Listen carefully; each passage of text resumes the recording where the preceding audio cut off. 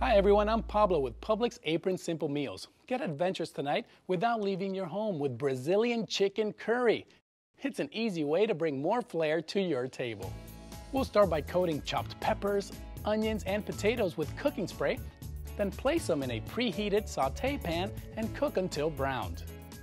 Next, coat the chicken with cooking spray and season with salt, pepper, and curry powder, then cook with the veggies for 3 to 4 minutes.